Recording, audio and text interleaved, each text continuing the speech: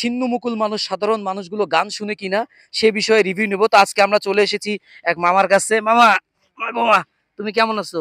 ভালো। ভালো আছো? কই ভালো আছো?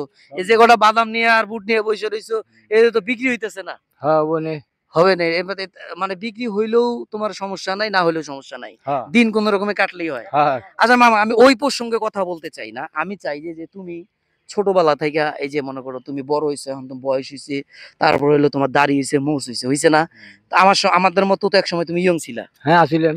তা এখন মনে করো যে এক একজন মানুষের বয়স অনুযায়ী এক একটা মানুষের এক এক ধরনের গান পছন্দ, এক এক লোক এক এক ধরনের শিল্পীর গান শুনতে পছন্দ করে। মনির খান। মনির খান, মনির খানের গান তোমার ভাল লাগে? আচ্ছা, মনির খানের কোনো গান তোমার জানা আছে? আমি গামু, হ্যাঁ কোন গানটা তোমার জানা? তোমার যেটা জানা চাই যে কোনো গান মনির খানের তোমার ভাল লাগে আর কি, এই তো। তো দর্শক, আমার মামার গান পছন্দ হইলো মনির খানের গান।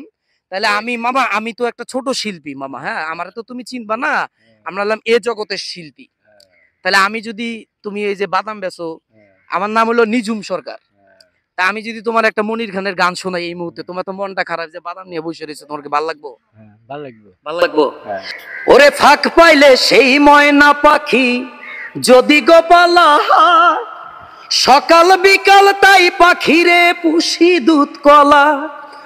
ওরে পাখির সনে আমার সনে ভাব হয়েছে মনে মনে, পাখির সনে আমার সনে ভাব হয়েছে মনে মনে, তবু ভয়ে থাকি উইরা যেন না যায় আমার পোষা ময়না পাখি, আমি চোখে চোখে রাখি উইরা যেন না যায় আমার পোষা ময়না পাখি।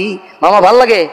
ওরে ঘর কোটার এক বাসা বাঁধলাম বাবুই পাখির মতো, এই হৃদয়ের ভালোবাসা বিলাম আছে যত, একটা ময়না পাখি সেই বাসা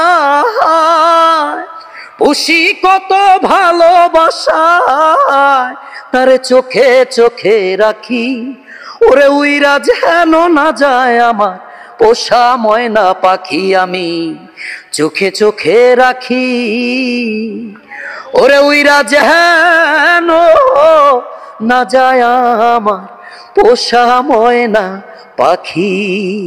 মামা কেমন লাগলো? ভালো। খুশি তো? হ্যাঁ খুশি।